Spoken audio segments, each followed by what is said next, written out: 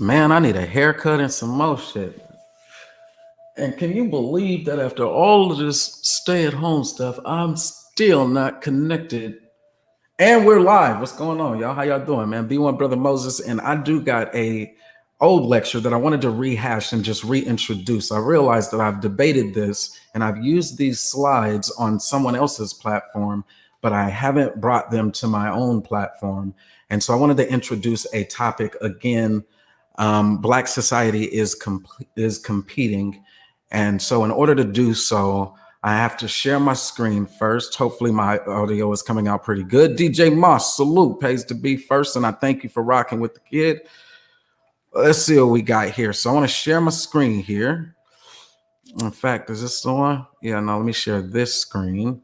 No audio. Let me snatch that joint. And then transition. I'm gonna jump right into the information because I really only want to be about 10 minutes if I can. So thank you for rocking with me. Is Black labor worth the investment? So first of all, when I say are we competing, I'm talking about us as labor already.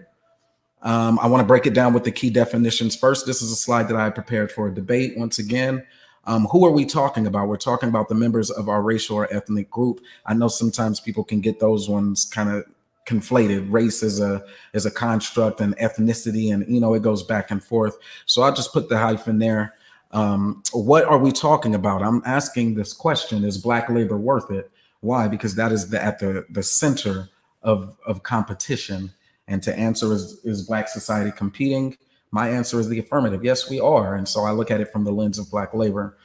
The major thing when it comes to debates that I thought would be important is to give a timeline.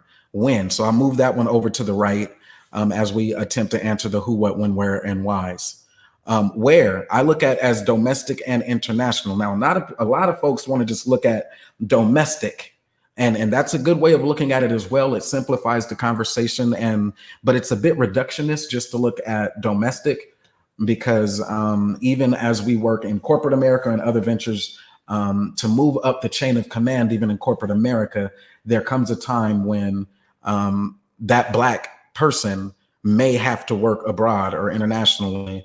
And so we would have to exclude any of them. We would have to exclude our expatriates. We would have to exclude those who do, the charitable mission work, some of those pastors and such who have decided that they want to take the gospel or whatever it might be outside of America and continue to earn through that platform. And so I don't dismiss any of it. I say let's bring us all in, even those of us who we can't really stand at times. But when you look at, is Black labor worth the investment, from a chronological lens, we have to capture a win. And so on the right side, you see I broke it down into 5 different segments that could all be analyzed individually. But to understand where we're at even today, I say take it all. And be willing to have that conversation from whichever perspective the person that you're having dialogue with wants to have it. So oftentimes, if you're going outside of the Black community, or even times inside of the Black community, and you're having the conversation around Black competition, are we competing? It goes back to 1789 to 1861 American slavery. Some people go before that, 1776. Other people will take it all the way back to the 1600s in Virginia. And then if you're really in a conversation with somebody who's more advanced, they'll take it back even before the 1600s and let you know that we were here even before Columbus. That's something that I can actually show and prove too. So in any event, the win is going to be important.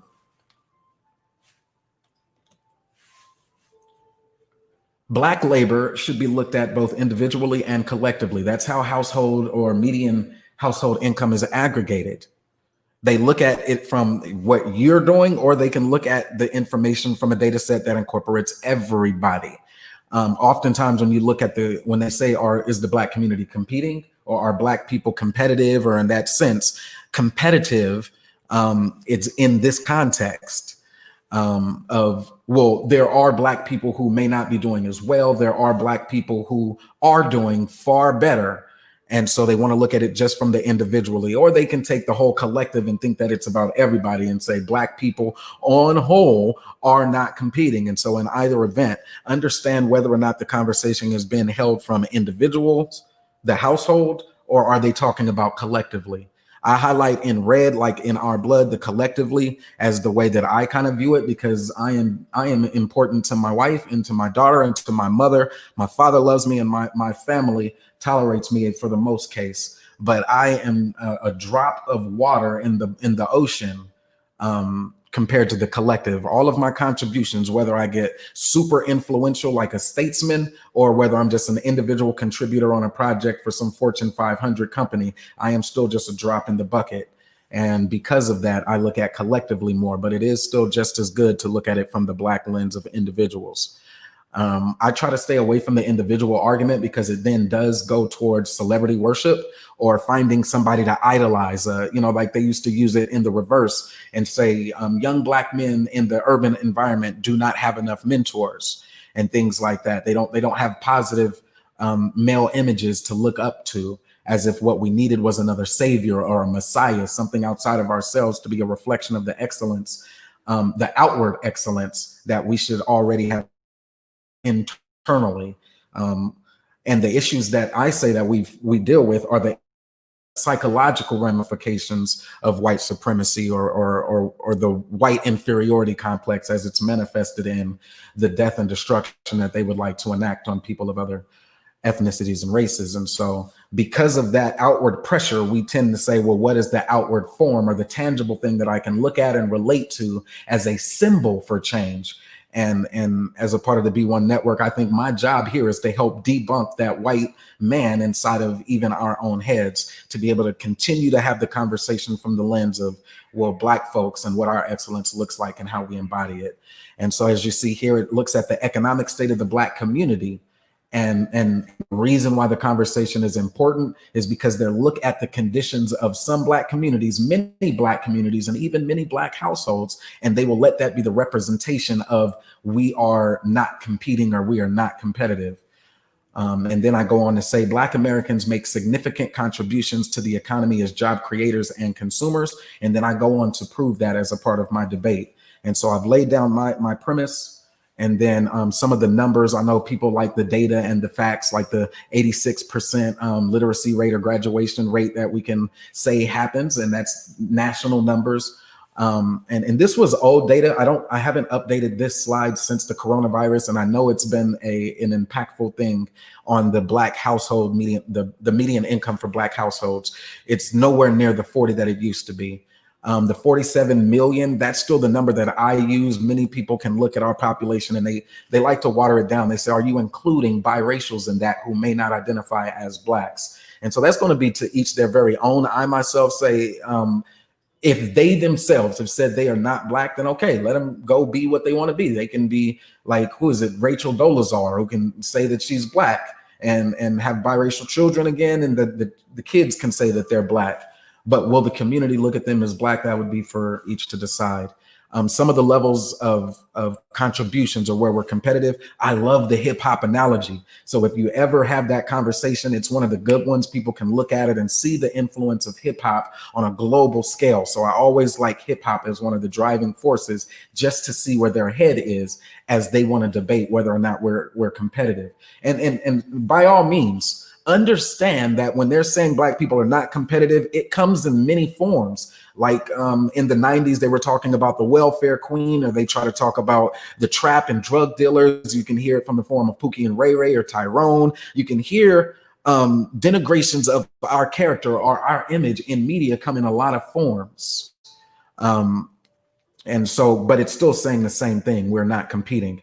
And so here's some more information to help achieve a more productive conversation with some of those folks, those naysayers. So again, I look at the median household income as a primary statistic or a driver, and then I compare that on a global scale to some of these other developed and even the underdeveloped. I don't even look at the underdeveloped. Like when they look at Africa, I think that Africa is a place that had been stripped and raped and tortured of its resources, and there's some mismanagement and some political things and some white man in a lot of in their leaders' heads, as well as I can see some of the leaders there who tried to fight that as well.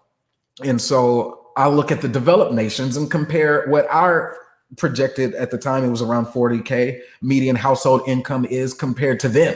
And I also do that because there are so many of us that you would have to compare us, if you're looking at the collective, to somewhat similar 40 million people, unless you just want to go individual for individual and then just have the conversation from the lens of, yes, but there are Robert Smiths of the Black community who are wealthy. And I don't like that one. But in any event, it's there. I said this is a special conversation. As you see, social, political, economic conditions influence achievement levels. That's the number one challenger. And when you're doing a SWOT analysis, you start off with the strengths. Where are we strong at? Our love, our sense of connection, our sense of conformity to, I guess I would say it almost seems medieval, but traditions. There are customs that have been passed along despite interference. I'll just call it interference. Despite the interference from other cultures and other civilizations trying to influence the way that we think and operate, there was a strong sense of connection even today. And I love the hip hop analogy once again with that one. And so again, this is a special debate when they're trying to throw Black people under the bus individually or collectively, in some ways to which you can combat that. I like to look at the median household income as one.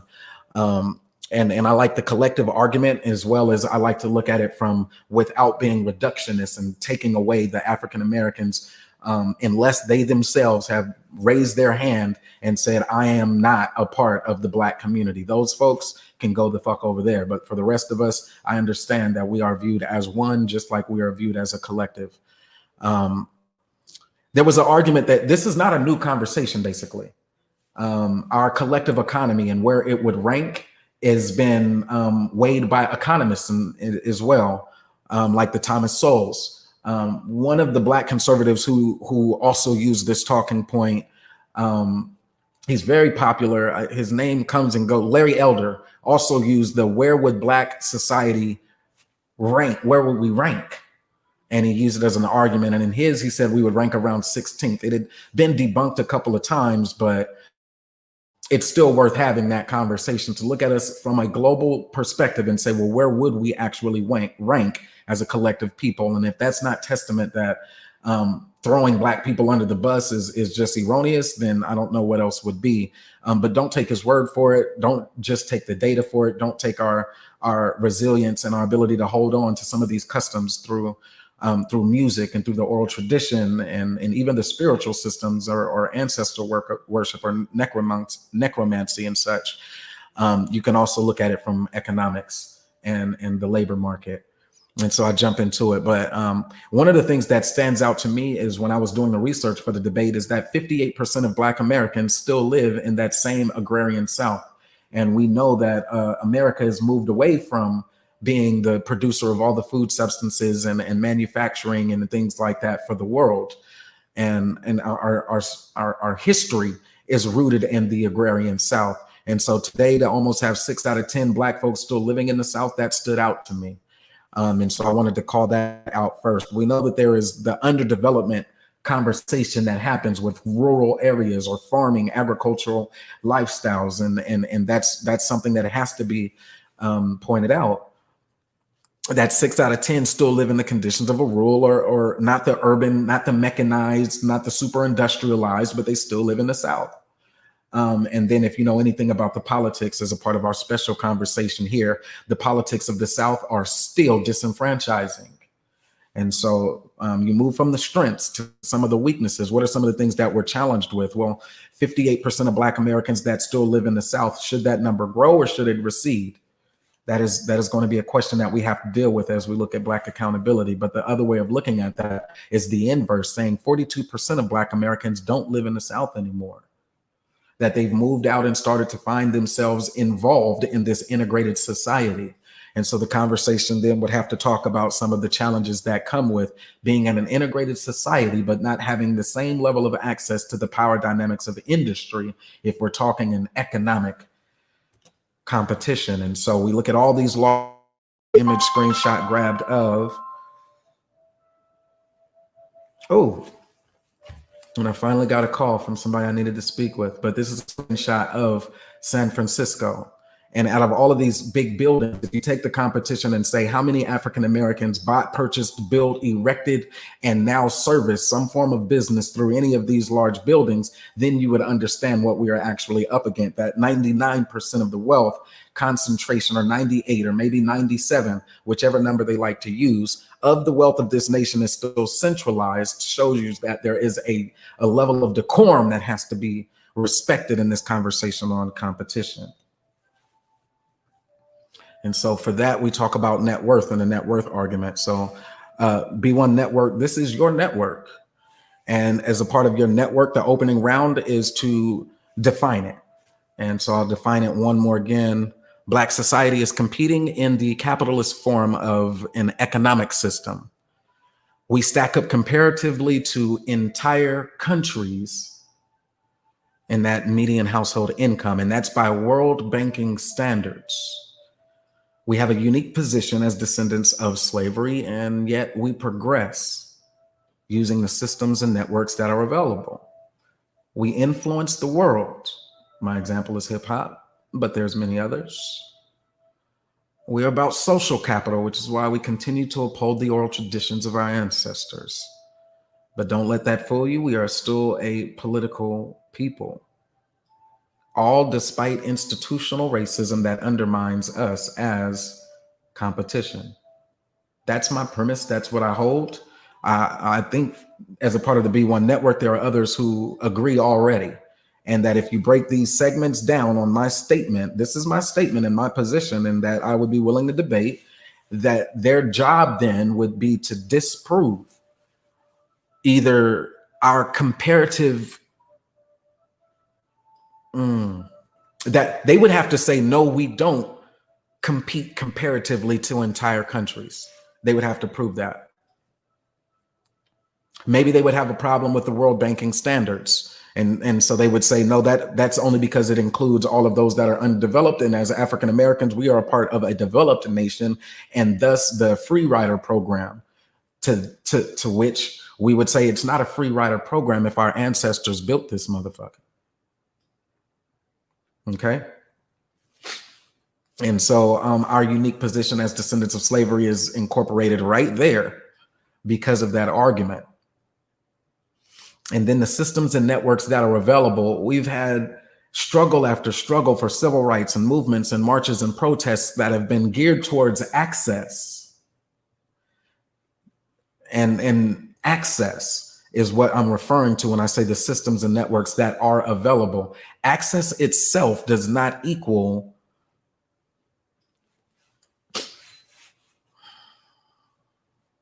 what's the word I'm looking for? Just because you have access doesn't mean you're able to take advantage of it. I'll say it that way, and then I'll move forward. I like our social capital. I absolutely like our social capital.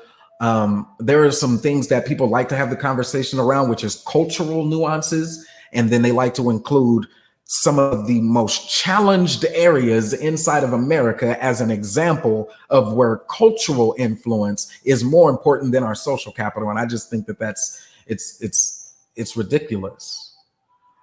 It dismisses those who have made it into the middle class, and those teachers, those hospital, but they're looking to work their way up the ranks. All of those registered nurses, they're not the doctor, but they are still a part of the team.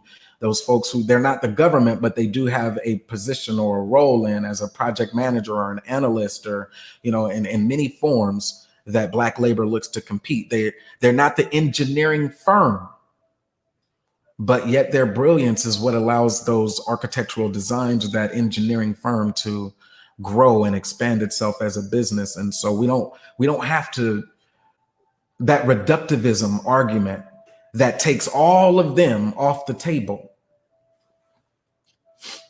I find a problem with. And so this conversation breaks down in 3 different positions. And you should be able to argue from any of these lenses. In what areas are Black society competing? And so you find yours. If you want to talk about social and the cultural nuances, or education as a form of social uplift, remember to find your data and the things that stand out to most to you about social. There's also a political pillar where you can look at our representation in politics and some of the ways that we've shown up. You can even look at it from the form of saying, and yet we lost, but we're still in the competition. Have we given up? At some point, you would have to say, well, what are you defining as competing? And then hold them to that. But also when it comes to political, the employment situation, and there's so much context there when it just comes to employment and why that has become a pathway that African Americans want to hold on to and say employment is important for us and for them who have moved into a position of employment as being a gateway of maintaining our competitiveness. Be willing and be able to engage in that political conversation around as well as employment. And then economics. Talk to them about the households. They maybe don't understand why that hustle was important for many Black households. They'll talk to you about employment and the unemployment rates and say Black folks have been facing higher levels of unemployment for their duration or all the way through the 60s or something like that. And the only time Black folks was massively employed, as they want to call that was, after the slave trade, after slavery ended or something like that. They'll try to jump to some very preposterous things without looking at those conditions and saying, now that you know those conditions exist, do you understand why being a hustle man or a handyman or a mason or being somebody who could fix the gate or paint the house or fix a car, while any included in the household in the form of economics, why they ain't starved to death yet, those Black folks? Well, they must have did something. If that conversation continues to just blow my mind, because they'll start saying, well, welfare and they'll couple unemployment, the political thing, with welfare, which was a political thing for economics. Welfare was the lowest compensation of economics, but they'll try to squeeze that in right there. They'll take the political gain from affirmative action, which was supposed to be access to equal employment and equal employment opportunities, and then they'll try to pigeonhole that as an economic argument. Watch them and make sure they stay in their pillar. Those are political gains. Those are for the positive that show that Black people were competing in politics to be able to try to fight and get something on the books for us, to even have access against those who would not want us to have a job. But that's politics. Economics is the actual job. And then you have the businesses, and that's the one that I actually like a little bit more, so I go a little bit further on. So for the most part, we compete in the labor market as households producing talent to earn income. I flipped over a couple of these. As we look at the social, we'll see media, and that is one of the key spaces that we have to be vigilant, because the power of media, don't let them fool you. Misinformation is a killer in both military science as well in social and just society. Misinformation is a killer of men. And so Black media is going to have to continue to stay vigilant. And so I salute to those who actually come on out and make their way into the Black media, or lend their voices, and they actually have a Black perspective to contribute. And then on economics, just to help with the argument, 140 billion in revenue, 2.6 million businesses, according to NDCC and so many other sources. We have work to do. That is not something that I ever dismiss. Yes, we have work to do on the federal and state as well as the local level in politics. But if I was to give one example of each, we have work to do in media, or as a part of our social competition, to retain our culture and our oral tradition through media and so forth. Again, oral tradition being one of our strongest attributes. Of course, I would say the social pillar then in media, and encourage more Black media. Politics, federal and state. Politics is the representation in government and such, but also beyond the representation, we have work to do in even the type of employment that we have access to. And that's important even to move into the space of not just being the engineer or an IT developer on a team working for somebody else's company. But if you ever want to be that LLC and have the ability not just to access, but the competitive edge as the owner, as the employer, then there has to be that symbiotic relationship with the politics, federal and state. And so we have work to do there as well. And then lastly, in economics, the 2.6 million, that's a good number. That is a good number. Everybody ain't cut out to be a small business owner, but 2.6 million businesses, that is competing, that is fighting back. There's no other way that you can say it. If that number was 0, then that's not fighting. That's not even trying. But here we are. And so, of course, we know that decent housing and jobs and things has been something that we've protested for and marched for. We've tried to form those coalitions. We've tried to find allies in the political space. Socially, we've had the Black Wall Streets, and we continue to have spaces that are predominantly Black, our freedom towns that pop up that we have to recognize. And as Black media, that's what I talk about. And if you find yourself locked into a debate with any of those folks, let them know that we're here. And it's not always given the light, or there's not a lot of folks who may talk about it, but we're here. All right. And so that question then, how do we even quantify competition? And I say it's the sum of all commercial activity by Blacks in America in the form of that dollar, and what we do to generate more dollars, if that's the way that we want to have it. It's one pillar. But I say we incorporate a conversation that includes all of those 3 pillars. And if there's some pillars that you think should be included, be sure to make that a comment. And then I shed this light here because I was talking about when, and I know that our competition spans time. And so all the way back to the Black bougie or the bourgeois class, there was the Chesapeake Negro, even in the time of slavery, who felt like they had it just a little bit better in the Chesapeake than the low country South Carolina Negro slaves. And so those would have been the folks in the upper society who were allowed to wear those suits and have those little dances. Those would also been those folks who could produce freedom for other people who were enslaved. And if they were able to secure their own freedom, or the patronage of white folks to secure the freedom of other Blacks, then that was their form of competition in their era. And so images like this that capture the gathering of the Du Boisian group, or the talented 10th, or however you look at them, are important photos, or what does it call it? Like when you're dealing with proof and you have to prove something, there were old daguerreotypes, there were old paintings and artworks that we use and we introduce and we bring into the conversation, and we use those to say this is an example of Blacks who were in their bag when it came to competing against the odds.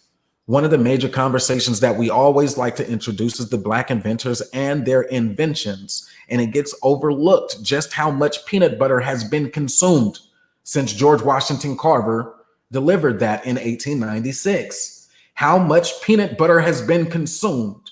The sum of all commercial activity is to look at peanut butter and not just say a Black man invented it, but it's still here today. But not just peanut butter, because the world has found itself illuminated because of folks like Latimer Lewis and that light bulb invention that, the white man got the credit and could have the patent, but the Black man. And if you go all the way back, like some Blacks, you could look at Imhotep and the stethoscope. It's important that we include them, the Madam Walkers, as they try to retell these stories in Netflix series and documentaries, because they may not know about our Elijah McCoys. They may not know about Charles Drew and the blood plasma bag from a military perspective, or one that just says, hey, we just want to save more lives. How do we do that? But they should not be allowed to dismiss that these inventions, many of which are still here today, feeding, lighting, and doing as much as can be done in social spaces and cultural spaces for the world. How important was the lantern, Michael C. Harvey, 1884, that he invented? The auto gear shift, Richard B. Spikes. How important is that? How important was it to have a gas mask in the early 1900s of World War I and World War II? All right.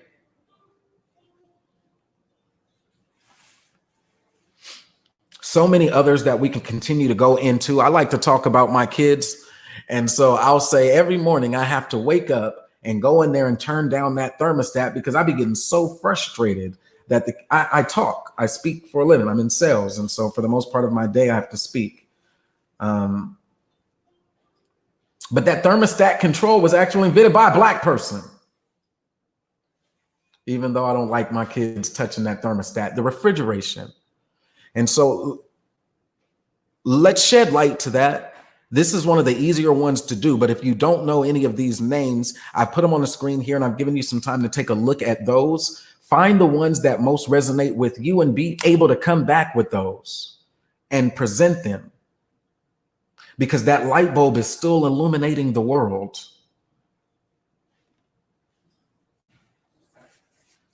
All right. One of the things that I tried to do when I was actually locked inside of a debate is to explain this income argument from a more realistic perspective. So on the right side, I just tried to break it down. Even if you are almost right there at the upper echelon of poverty, which is around 20, probably 25. But if you're just a notch above poverty, at $30,000 and working your hardest to increase your $30,000 income for your household. And that first year you got the 30, the second year you got 37, the third year you were continuing to grow, but you didn't grow as fast as your household's income didn't grow as fast as year one to year two, an increase of $7,000, which was almost 25% increase that 1 year between year one and year two. Year three, you fell off when it came to your growth rate, but you still did better than you did year two, and you got to the 38,000 mark. Year four, you saw your growth go back up an additional 7,000, and so you brought in 45,000 for your household. Then year five, you did better, and just a tad better than year two to year three's incremental growth year over year, or your compound annual growth rate. It fluctuates in real time as you continue to do better, as you invest. Some of your investments may hit, some of your investments may not hit, but you're doing what you have to do. So we're taking their median income argument and saying, look, the middle number is 40,000 for Black folks, Black households, and there's like 47 million of us, but the middle number is around 40. That is the number that says an equal number of Black people make less than the 40, an equal number of Black people make more. And sometimes you do have to break it down if you're going to use the median income, because they just don't understand that concept. They would like to paint the picture that there is just an overwhelming number of Black folks, like 99% of us, who make less than like 40,000, if that's the number. And that's just not how the median household income works. And then understand that the household that only produces 40 shows that, yes, we have work to do, because $40,000 in today's dollar doesn't do enough. That being said, 1, 2, 3, 4, and 5, if you add those together in those 5 years, you made $200,000. I'm not here to tell you what you do with your money, but $200,000 is $200,000. All of these fights and protests and marches and trying to get jobs and equal access to housing and to overcome redlining, to overcome the redlining that happens in credit, to overcome the redlining that happens for business credit, to overcome just basic things, discrimination and racism. All of that struggle, we know.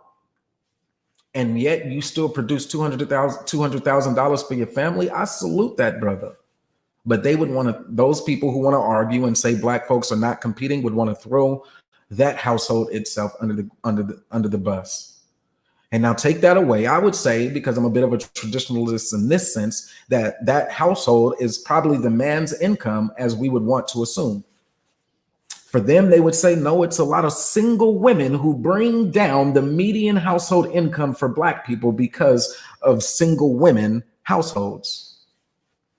And so I would take that away and say, well, let's take gender off and just look at year 1, year 2, year 3, year 4, and year 5. And if you add those up, that woman produced $200,000 if you want to make it about her, or you can just look at it as $200,000. What you do with it is going to be up to you, but you cannot tell me that $200,000 ain't $200,000, or that is a sign of not competing. The only way you can do so is if you continue to try to juxtaposition this versus somebody who made the 2 million, an individual household thing. Well, we'll leave them alone. Competition for the Black household has, like in any business thing, if you want to look at it as a collector, it has a collective, it has its ups and downs. And so the chart that you see on the left from the Metropolitan Policy Program or the Brookings Institute shows Black incomes exceeding their pre-recession high. This was 2018 or 2007 to 2018 data. Black median household income. You see that it went up and then it came on down as we started moving, and then it started going back up again. I think that you'll see that happening across many collective groups, as you want to say, because there are bigger influencers at play in the economy, politics, social, and so forth. Industries change, they come and go. It's a classic argument, and then it's an easy argument to make, is the progress over time. And it's also one that says, but we have work to do. Many people don't like that. And so they want to just focus on the bottom and say, well, look, in year 2011, the Black median household income was only around $37,000. And they would take that number and then try to compare it to, well, white engineers make, or the white Asians make, or the white Hispanics make. And that's how they want to do a competitive analysis of Black households and whether or not we're competitive, rather than just looking at the competition itself and saying, is you getting your bag or not? And then they would also not like to include the progress argument, or the one that says, look at year over year, 14 to 15, and look at this increase.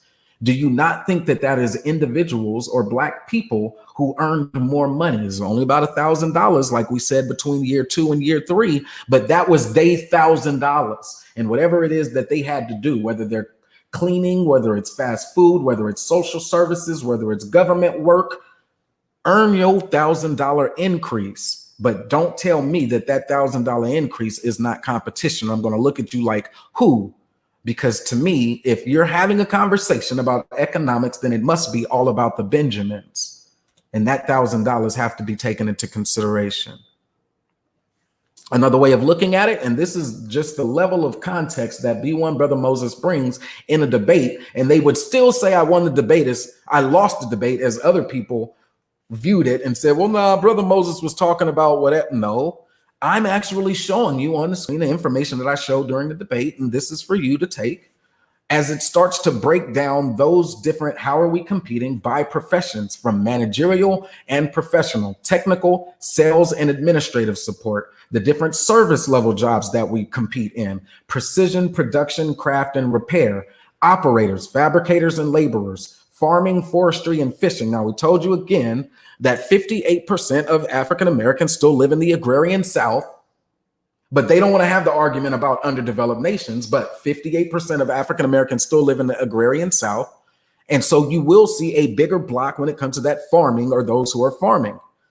But at least I'm showing you, when they say competition, the occupation distribution of employed persons in the United States, this was 97 data, they need a new one. But even in 97, despite the what was it called? It was like the crime. It was like the crime bill. Yeah. I think in shorthand, we'll just call it the crime bill. I was trying to give the technical name for it. But in any event, what you see on the chart, of course, blue, white, the majority people, and them working for their best interest to establish occupations and to make themselves the head of it. But underneath there, you will see that Black are on the board. And then you'll see us being broken down by the levels of occupations. I would expect that to be 0. Black niggas ain't doing shit. And so you can look and see the Asians, and then yes, you can look at the competition as it breaks down, and Asians have more in, and then you look at the graph, managerial and professional positions. But that doesn't disqualify the fact that Blacks are still there, and that we got work to do to fight. If Blacks in those sectors or in those industries want to become the manager, then they know what they're up against. But you can't just dismiss us and say that we're not there. It just doesn't work that way. Neither does it work just to say that, well, there are some blacks who are content with not moving up in whatever field that they're at. We don't talk about those folks who are content have every right to just do year one, 30,000, year two, 30,000, year three, 30,000, year four, 30,000, year five, 30,000. But we will not reduce that to saying, well, all blacks are now not competing because all blacks aren't just sitting at year one's median household income.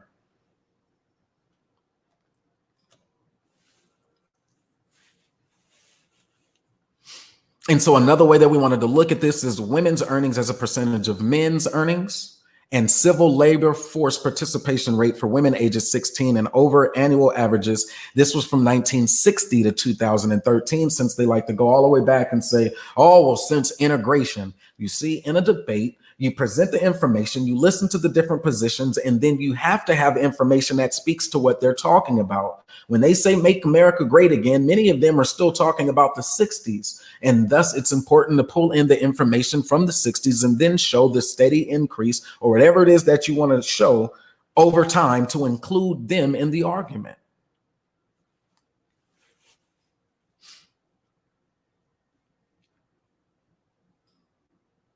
And so we look at earnings and how they remained relatively flat at about the 60% rate. And this was for all folks, all women, which wasn't enough for me.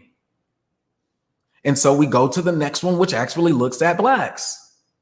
Yes, our unemployment rate was 10% in 72 or around, which tells you what, like we did at the beginning, if 58% of African Americans still live in the agrarian South, then what is the opposite? 42% have moved out. If 10% of blacks were unemployed in 1972, then that tells you that 90% of blacks were trying to work. So it dismisses the argument of us not competing. Like we ain't even trying. We just sitting here laid down and not doing anything. Yes, that number has its peaks, just like it has its troughs. It goes up, it goes down based off the political environment. Who's in office? What industries are they looking to invest in? Which industries are they looking to reduce? Where do you see tariffs happening? Where do you not see the tariffs? Where are they incentivizing foreigners to actually invest in America, which then starts to supplant black labor in those spaces? So it wasn't enough for me. Talk about education and its continuous growth rate as one of those cultural nuances, our education and where we're at. In the 30s, it wasn't there. So again, I wanted to take this argument and make sure that it's very in-depth. All the way back when it says progress, all the way back to the 1930s, because maybe somebody wants to argue about the time before we were integrated.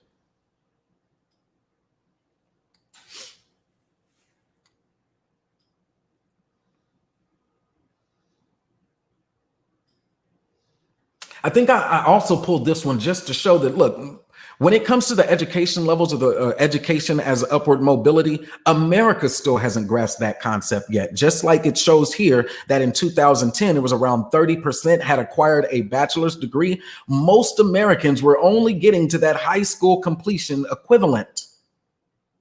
But look at the inverse, 70% are not earning that bachelor's degree. So don't ever dismiss our sisters who went and became the most educated group. And they love to do this one. This is how they also like to compare it. Again, equip yourself. Black and Hispanic male earnings as a percentage of white male earnings. So they like to invalidate our competition or whatever it is we're doing in whatever industry that we're doing and say, oh, no, we're not there. And they like to hijack the argument that we say, no, we need more. We actually do need more. That's what we say. And in fact, you'll hear us be the main ones who say progress over time or this gradualist perspective is hurting us. We need more imminent change. You'll hear us say that, but don't let that conversation then take away the fact that we are still competing for this.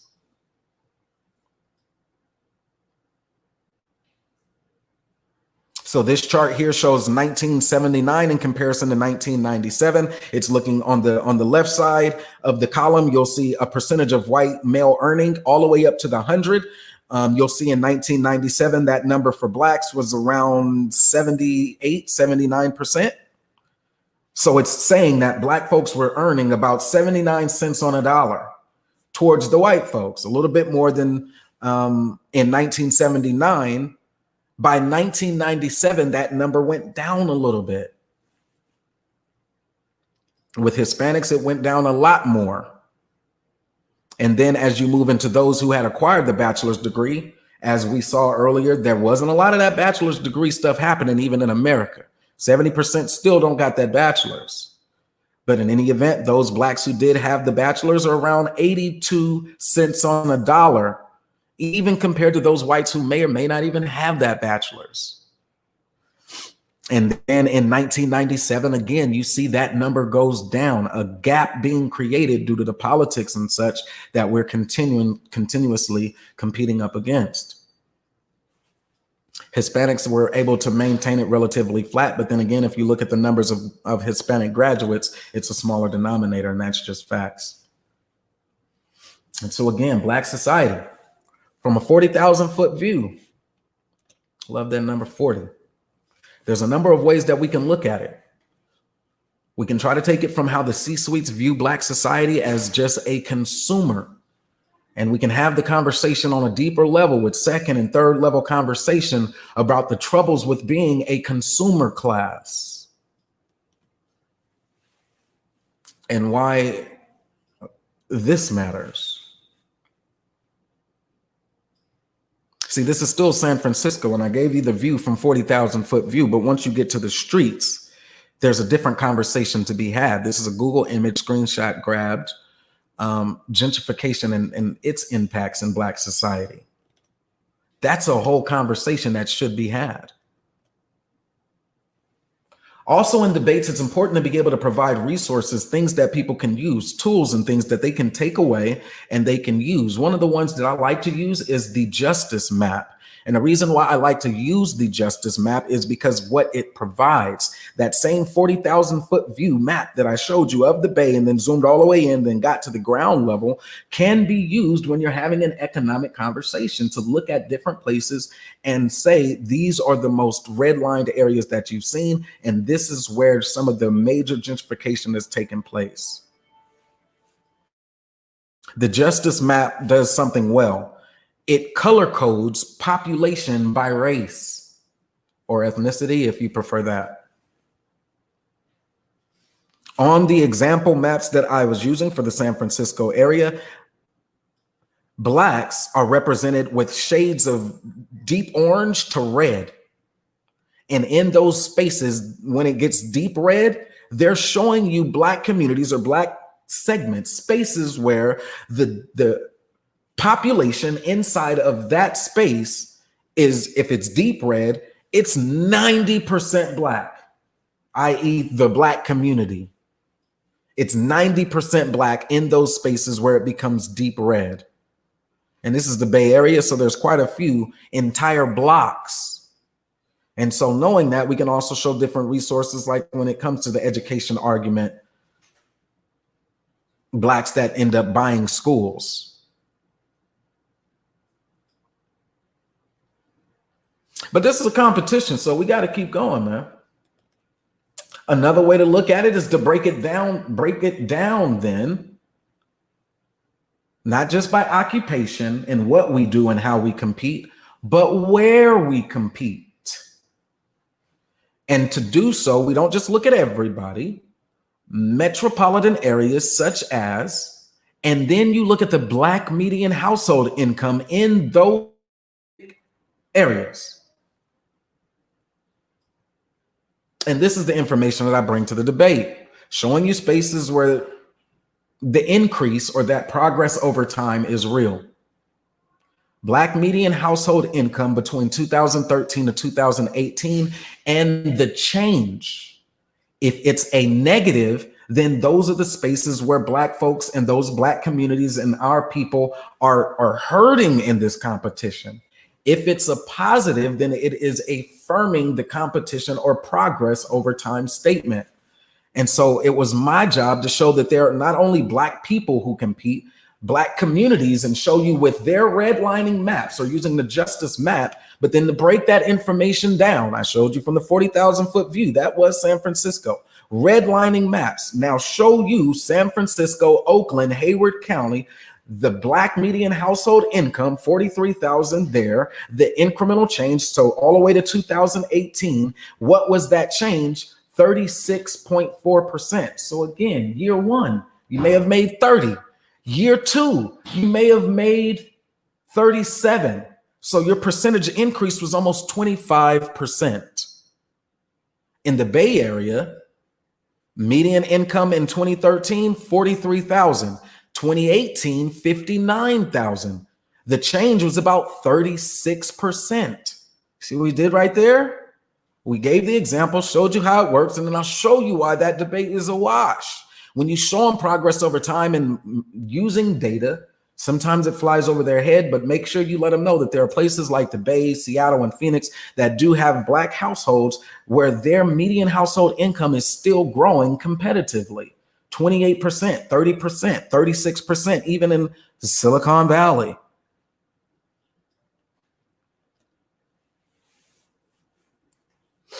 We know redlining has occurred. We can show them the primary documents, even from banks and their applications, and they still will not include redlining as a condition that we're competing up against, but they'll tell you we're not competing. How? If you know the system has a tradition of redlining, which is an institutional banking mechanism that qualifies who can get a loan for a home, and other areas like small businesses, and who can get a loan for if you needed dental care, things like that. Who gets qualified? The FICO system itself discriminates based on these redlining models. And so we can show you the Bay Area redlining all the way down to the maps, and they would still not think that we are competing against redlining. They want to make the conversation about, well, there are smart Asians. And so it's problematic. For us, we say you're talking about education. I'll show you Aram Prep, which eclipses 75% black teachers. That is a benchmark that they set as black men, the founders of the company and such, that they wanted more black teachers in their classroom. It's right there in the Bay Area, that same Christian academy that I showed the image of. That's the one that they bought. So let me get this straight. Black men that wanted to opened up a school that was once lost to black folks, and then because of gentrification happens, and gentrification as a result of redlining, show you the exact area, show you the collective argument of the more than $40,000 median household income for most Americans, show you that black Americans, even right there where all of that is happening as a form of competition right there in the Bay, and then show you that there are black men who are opening up schools and setting their own benchmarks, and they still don't think black men are competing or black people competing. It's weird, but those people who said I lost the debate then needed this next slide, so we can take that same argument and just keep pulling it forward every time they try to dismiss it or try to reduce us. San Francisco, Oakland, Hayward, 43,000 in 2013, black median household income, 59,000 in 2018. They want to dismiss that and say that's not progress or that's just one space. So you show them the entire list and say, what about Jackson, Mississippi? Would you, if I could show you black progress as households inside of a racist as Jackson, Mississippi, would you believe that black folks are competing there against the odds? And they still would say, no, we're not competing against Asians. Which isn't my debate. I'm just going to show you the money. We're not competing against Asians. There are people from, and then they don't even know, like Pakistan, India, folks who come for the Silicon Valley jobs and things like that, HB1 visas, the education pathway that they're looking to compete. They don't even consider them Asians. So I'm like, man, who am I debating against? We're debating against the information. And so we can say, well, what about the Black Bay? Do you think that they're competitive? And if you look at the black median household income for the black residents, the black people, the black channel, if you look at the black people there, the black channel, that was Ego's Army. Shout out Ego's Army, another black YouTube channel. They talk boxing all day, every day. And he has something where it says the black channel. And I just kind of incorporated that. So my bad, let me give credit where credit's due. But the Black Bay, would you say that they are competitive? For the most part, if they're bigger than the United States national median household income, then maybe, yeah. What about the UK? Then maybe, yeah, if the median household income for the UK is only 31,000 and the Black Bay does 59,000, then yeah. Then what about Spain? Well, if Spain was only 21,000, then yeah, you would say the Black Bay is competing. And then, here's the double talk. Here's what they'll do. You're taking one small group and then comparing them to a bigger group. Now, let me hit you upside your head. Hold on, slow down. Let me back up and say that one more time. They would say you're taking a small group like descendants of slavery and comparing them against a bigger group like the model minority or the majority of white people. And they say they want to compare Black households, and Blacks aren't competing by comparing Blacks against Nigerians, who pretty sure they have a bank. Or the Asians here in America. Are we competing against Mexicans? And there is a Banco de Mexico.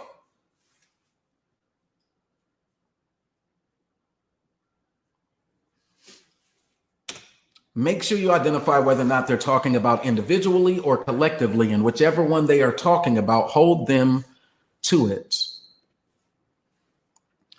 Because I did just that. As we look at that income in those certain states, we know that the Black Bay, that person may have more income than not being in the Bay. Black LA, for example, may not have the same median income. So comparing San Francisco Negroes to Los Angeles Negroes is like, in history, comparing a Chesapeake Negro to a low country Gullah Geechee South Carolina Negro. And then not even having the integrity of saying, well, at least that South Carolina Negro did a better job of retaining the oral tradition and the customs and cultures of their own lineage. Far better than the Chesapeake Negro, who adopted an articulate style. I like it when they talk white. They talk just as good as white folks. That's what they said on the movie Glory. And so individual, collective, they're not mutually exclusive. Have the conversation. Just be clear on which one they're talking about. I like the collective, but I also like the global. Some people may want to focus on the Black Bay versus California, or they can say Blacks in California compared to Alabama. So now they're segmenting again and saying people in Alabama, just like they would compare the middle class versus the lower class. And they would make the analogy there and say, well, there's a lot of poor Black people. It still doesn't dismiss the fact of our competition. And so we'll take that number of 43,585. That seems like US. Let's look at the time, it was around 40 for us. Black people in general, half have more, half have less. And my job then, if I'm going to be the person presenting a global argument of developed countries, is to find developed countries that have about 40 million people, maybe 47 million people, something around there, the equivalent number, about 40 million, to find a developed country and look at their median income, where half of their residents have more, half of their residents have less, and then compare Blacks to those entire developed countries, right? Because what you're asking is that Black people be taken as their own sovereign, as their own nation of people, as their own group. And now let's compare them to other nations, and not just the ones that may be underdeveloped, even though 58% of us still live in the agrarian South. Look at it from the lens of developed countries. And so as you see on this map here, there are spaces like this that once you zoom in state for state, there are places where the median income is just higher. That's just the way it is. But if you look at the agrarian South, as you zoom in, and 58% of us still live in the agrarian South, this dark red number represents very, very meager sub 30,000 income. And that is 58% of us that still live in the South. but we're not all only there. Despite that, examples like the United Kingdom and Spain would still be beneath us. They ain't gonna like that one. They ain't gonna like that one. They ain't gonna like that one at all. When you hit them with that one and you say the median household income for blacks is bigger than the median household income for UK and Spain, they ain't gonna like that. They are not going to like it. It ain't my fault to keep them comfortable. It's my job to give them the facts. That they can even throw in the Jews and say, well, the Israel is 30.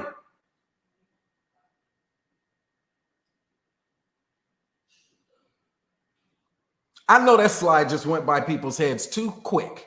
So I'm gonna run it one more time. This is more on median income, more on global economics to prove what I'm saying, not just to say it. Show you all the countries in their rank by their population, identify those countries that have a population equal around ours. You look at their populations on the right side, you're looking for around 40,000, like Canada maybe. Wouldn't include Israel. They only got about 8 million.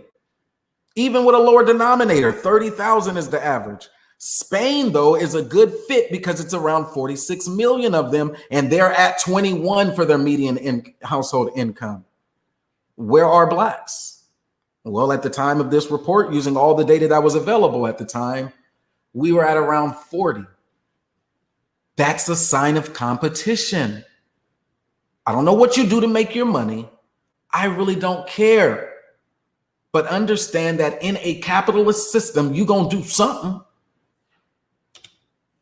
And it's how you compete. So there were some things that I needed to bring out, which is when we do the SWOT analysis, you do the strengths, you do the weaknesses, you do the opportunities. So you identify spaces where we can do better, i.e. in politics or in the bills, and overcoming redlining and the disenfranchisement that happens from the banks.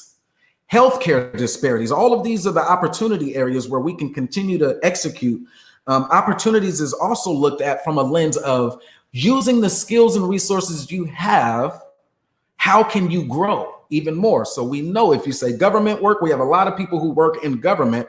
Do we need more people to work? Not just, do we need more with security clearance then? You're in the government, but do you have your highest tier of security clearance? That would be an opportunity. Since you're already working in government, what about your level of clearance? Again, you have a seat at the table in corporate America. For another analogy, you're a project manager, you're on strategic initiatives, and you're able to deliver on that. But do you have real influence? You can work at a bank, but are you the VP or the SVP of underwriting to ensure that more people have access to the capital and aren't just redlined out of capital? Concepts like that. The small businesses, to ensure that they have the capital, but do they also have the network for growth? Do they have the technology? Those would be considered opportunities. But the last letter in the SWOT analysis is the T, which is the threats. And the major threat that we identify is still discrimination.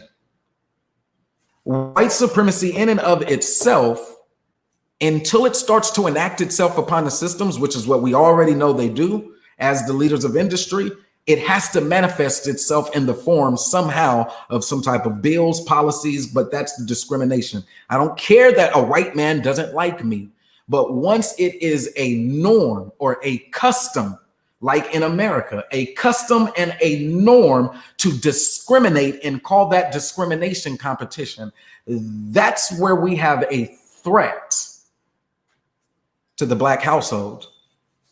And thus the need for politics and wins such as affirmative action, equal housing, equal opportunity, things like that. Those wins as those folks and our folks competed in the political sphere. In economics, those folks who actually do move up, those folks who do actually move up and they're not just a seat at the table, but they do become the major influencer, or they are that underwriter if it was a bank and things like that. Those folks who do move up, do they have the ability to enact a positive change to affirm our competition? All right. So discrimination and the eradication of discrimination, and what would that mean to America? Based on their research, this was that $2.1 trillion in gross domestic product if racial minorities had equal access to opportunities in the job market. That is a position. It has been backed by economists, and their studies. This is what they said. You bring that out and say, if they just do what they should be doing, which is stop being jackass racist, discriminating against opportunities to work for Black people, then you can see an economy expand by $2.1 trillion.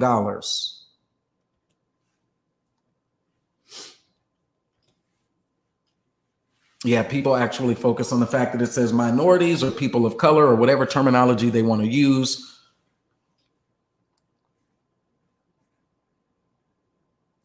Here's where Brother Moses doesn't lose debates. Because inside of the debate, I build in custom solutions as we look at the SWOT analysis, and SWOT analysis are tools used in decision making. You look at your strengths. Where can you deliver? Look at the weaknesses. What are some of the competition and things that are out there to stop you from being able to deliver? Look at the opportunities. Using your strengths, where do you want to make your gains? And then looking at those threats. Now the competition and where they're strong and where they're trying to make gains and how they're looking to stop you from moving forward. What will you do about those threats? Once you have all of that ironed out, then you're making a decision. And in this debate, it's about the decision to continue to compete and how we do so. And I call it the convergence of the political, social, and economic, where we bring together those three pillars and have the discussion. That $2.1 trillion that they were talking about, just eradicating that, I would call that a form of reparations, but I digress. It takes bills and policies to eradicate discrimination, but it also is going to take some losses. There are many organizations that will not survive if they had to get all their white racists out. I'll say that again. There are many organizations in America that would not survive if they had to get all of their white racists out. They just would not survive. The organization itself would fail. Didn't have nothing to do with us. But if they were not allowed to act with autonomy and discriminate against Black folks in the labor market, their business would fail. But in any event, $210 billion to $420 billion is a 20% compromise of that $2.1 trillion expansion. It's a compromise. 210 billion is a number that has a lot of irony. 420 billion is a number that has a lot of irony. But I would say start right there to keep a long story short. It's $2.1 trillion is their projected, 20% to which I would say needs to be direct transfers to those who are impacted by that discrimination. Now, here's one topic or a couple of topics that I wasn't able to get into as much, but I do want them to be on your radar just in case you have these conversations. Black society locked out of wealth building by the mortgage industry. They rejected compliance with the anti-discrimination law. So that's competition. Again, these folks can't go beyond the surface level. They can't talk about redlining, and they definitely don't know the role of the mortgage industry. Competition then is working with the politics or whatever those are to get Title III benefits and anti-discrimination laws on the books. Unfortunately, the mortgage industry rejected compliance. So those white folks who have a racist mentality were like, fuck you. And in their mind, if they had to stop being racist or stop discriminating, they said their business model would fail. So even if you have Blacks in politics, Blacks working for government, where are their seats at that table? Doesn't mean that they're not competing, but they got to do more, because the mortgage industry itself is the one that said no. I'm not just rambling when I say underwriting in a financial institution, as I'm talking about overcoming redlining, or the biggest threat being discrimination and racism. When I say more blacks in that underwriting position in the financial or the banking industry, it's how we compete against redlining. And even as we compete, we know that being in competition means that there are others that we may be competing against. And as you see here, the top one, can we quantify the desperate impact? Yes, but not absolutely, because the only way that we would be able to quantify the desperate impact of redlining and discrimination in housing and such would be to get that information from them, the perpetrators of the same grievance. The mortgage industry would have to provide you with the ammunition needed to bring down racism and discrimination in the mortgage industry. Those who benefit the most from redlining would have to be the ones who say, you know what? We were wrong, and here's how we were wrong, how much wrong we actually were. It's expecting the enemy to lay down their arms and surrender. But that's where we at. I could have did the second one as well, but I'll move forward. How do we compete once again? We know the works of the man sitting on the screen, Thurgood Marshall, Supreme Court Justice, as he was walking through Baltimore. His legacy as it resounds in United States history and what its impact was. Something happened to the brother. Can't tell you what, but he became one of those people who fell in love with the idea of the model minority, to the extent that he married a little Asian woman. And from what they produced is Thurgood Marshall Jr., who, after all of the works fighting for justice for black people that his father did, Thurgood Marshall Jr., you're going to have to check out my other streams to find out about him. Find out about Thurgood Marshall Jr. by making sure you hit that like and subscribe button. What does Thurgood Marshall Jr. do? Look him up, and you'll see the direct irony of what happens when you fall in love with this idea of the model minority. I'm going to give you one that's even more powerful and a shocking revelation that folks may not know. Good brother right here. Nelson Mandela. His first treason trial, 1956. And he had all those supporters and all of the people who were accused right alongside of him. And we know that he ends up being locked up for 27 years and then finally released in 1990. Nelson Mandela. Did you know, though, in South Africa, there was another model minority who people praised and put in high regards, who was a contrary or a juxtaposing position to Nelson Mandela's active resistance? There was this nonviolent, passive guy named Mahatma Gandhi. Model minority, an Indian or an Asian, if you know, it's just an Asian or a white Asian, neo-Aryan, if you want to call it that, and whatever you want to call it. Mahatma Gandhi was a lawyer in South Africa and one of the most fervent racists in South Africa. Praised that. What was it, about 40 years later, Mahatma Gandhi between Nelson Mandela?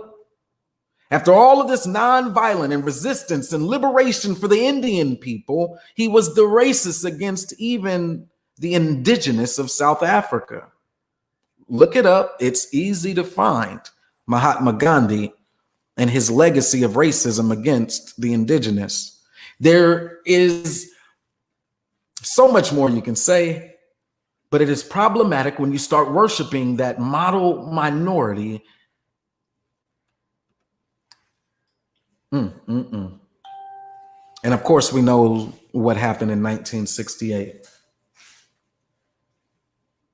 I tried to keep it simple with my debate, and I use examples or analogies. And so one of those is this one. Black society is motivated by intra-group collaboration and intra-group competition. What you'll hear on the other side is black on black crime shows that we're not serious about our competition. And I would call that intra-group competition. You don't know why that black on black crime may have happened, but you just want to call it out. Intra-group collaboration is the one that I really like to harp on, where black folks actually come together and black supporting black businesses. And so I give the example of the barber shop. Intra-group collaboration first, meaning we are here working together the best that we can to drive this barber shop, and the number of people who walk through those doors and come see us for service, a haircut. And so they work together, don't say or do anything that deters people from coming to the barbershop. When people get here, kind of read the room and see where they're at, even before you engage in regular, normal, accustomed barbershop talk. Be sure that you're reading the room. If kids come inside some barbershops, you'll hear the language change a little bit, depending on the barbershops that you go to. But intra-group collaboration is the ability of those men in individual chairs who represent their own individual households to understand that when they get to the barbershop, it's about the shop. Yes, your talents may get more people to come and sit in your chair.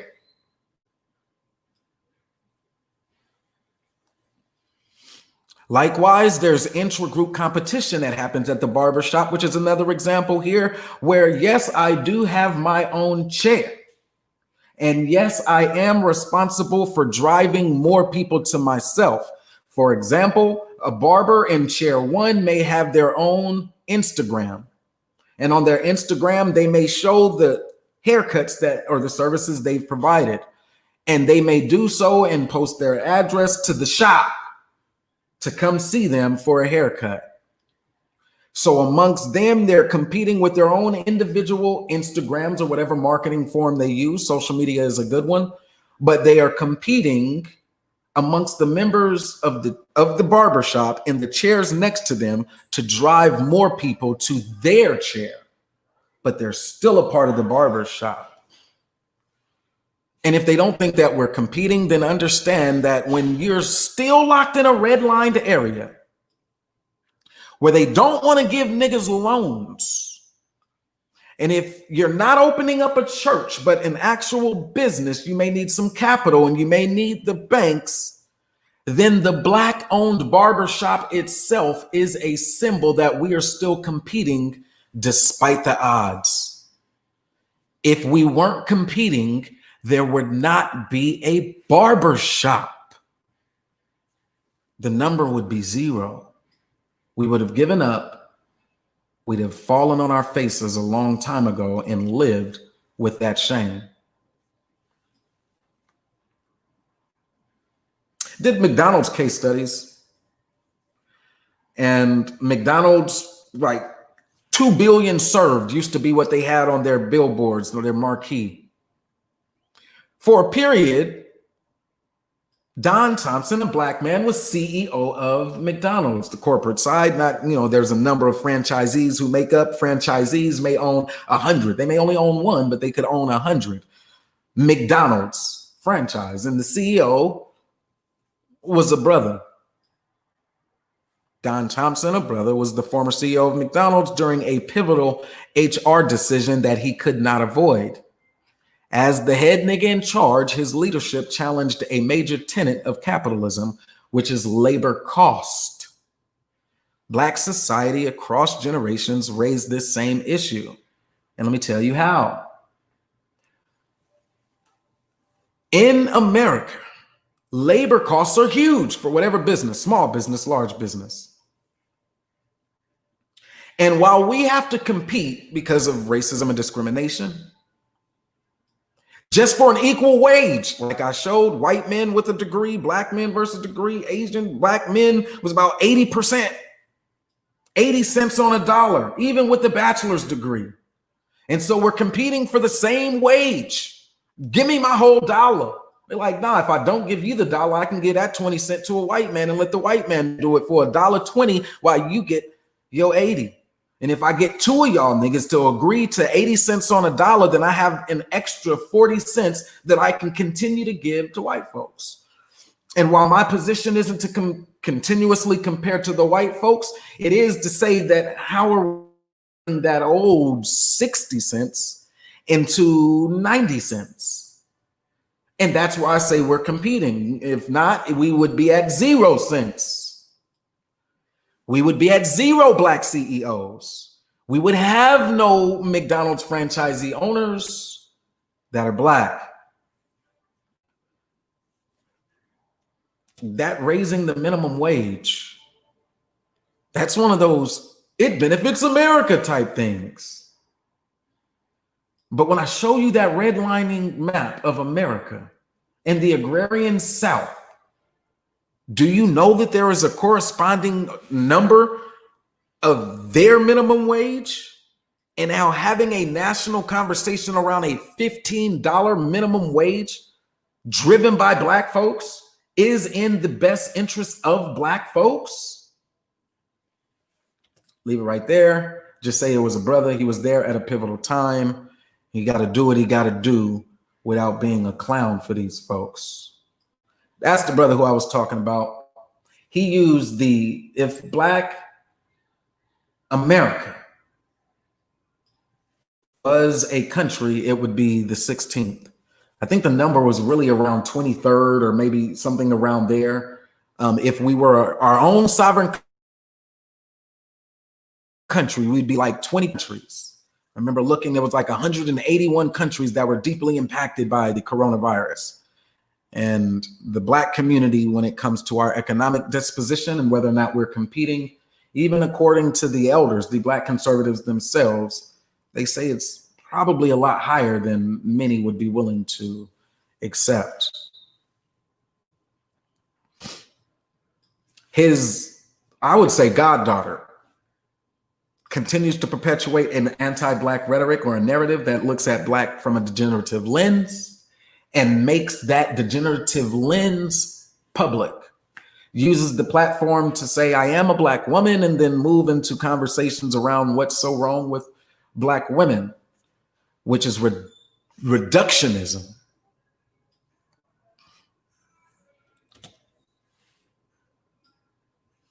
And of course, there is always the fact that the cost of living in many of those places that they would like to compare us to, the cost of living is either higher or lower. America at number 15 has the 100. You'll see those that have a cost of living that is higher than those that have a cost of living that is lower. What does that mean?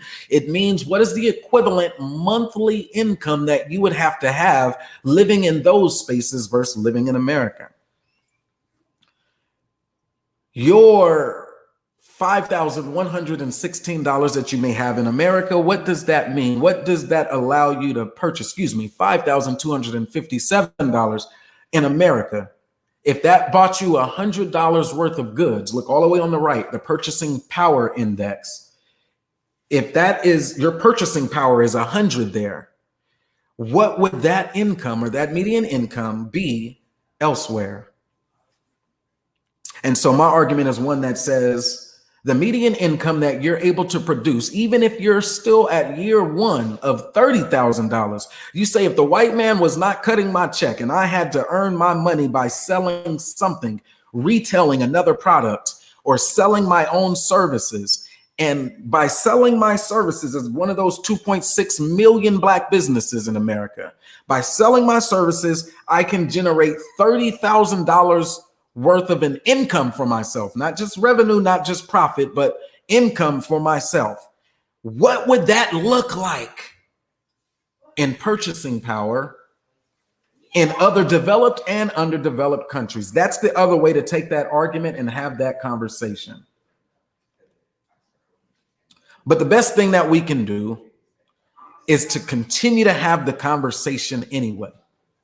And whether you're going to look at it from the lens of an individual, celebrity worship, talk about an individual who's balling, or talk about the group. If you want to talk about cities, or if you want to talk about entire states, and you want to look at their black population, and if they want to talk about the unemployment rate, Remember the inverse argument. In Alabama, unemployment rate for black 9% means that 91% did have a job. They were still looking to compete in whatever the industry is. If you want to look at the median household income and compare an Alabama nigga to a California nigga, whatever way that you decide that you want to do it, just be prepared to have that conversation, because the conversation must be rebutted. We're not at the bottom. That is a misnomer. People who don't know how to divide or don't know the importance of the denominator or the size argument shouldn't be speaking in that debate. But if they have the conversation, hit them with facts, wash your hands and walk away. If they only want to call out black poverty and the conditions or the behaviors or the cultural influences of those who live in this segment of our society, which is blacks who live in poverty. Alabama, for example, 27% poverty rate for blacks. They don't want to say the 73% that's not in poverty, but they want to reduce the conversation to the conditions of those in that 27%. Say, okay, fine, let's do it. But do not allow it to go uncontested, as they want to tell you blacks are not competing. The answer is you'd be a fool to believe that blacks aren't competing. We are competing. We compete on a global scale, and that's by the standards of the World Bank. We use median household income because that means half have a bit more, half have less. That way we're not just talking about the top 1%, and we're not just talking about the bottom 1%, but there's half of the people who would identify as and half that would not. For me, those people who would not identify as black can go over there.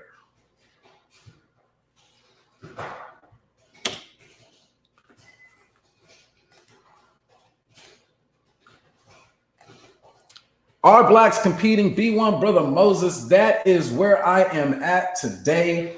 That is all I got. I did want to make sure that I captured that because I was able to deliver that in a debate. But in a debate, you really only get like 4 minutes, 10 minutes to share your information. So I just share the information and move on and see if they want to have that conversation. They didn't want to have it then. And so now that they have it and it's broken down, hopefully they can take that and say, well, here's where I think Brother Moses got it wrong. Here's where I think Brother Moses got it right. See, what that would do is actually start to build up the conversation to where we can start to highlight it and say, here's our plan going forward, if you want to do that. But as it stands, they cannot throw blacks under the bus without having blacks at least stand up and say, nah, bro, here's some information for you. You could talk about the black inventors and how some of those products are still illuminating the world. Peanut butter is still a hit in my household, and that is over 100 years old, but from a black mind. That concept that says I'm gonna put this on some bread and it's gonna be off the hook, it still works today. That is the whole presentation. Y'all probably saw it in the debate if you follow B1 Brother Moses. That's that information that we just expect them to know. And we want to help them help themselves, because remember, we are debating with black men. And it is black men who have been defeated in their mind, and they don't realize the double talk to be a black man, but to also argue that black men aren't competing in a debate, which is a form of competition. But they would argue that black men aren't competing. And you know what I started to do when I had that debate? It was like, do you really want to debate me? Your position is that black men aren't competing. Do you really want to debate me? Do you really want to debate me, black man? Black man, do you consider yourself a black man? Do you consider a debate a competition? And then shut up. B1 Brother Moses, that's all I got, and I'm out.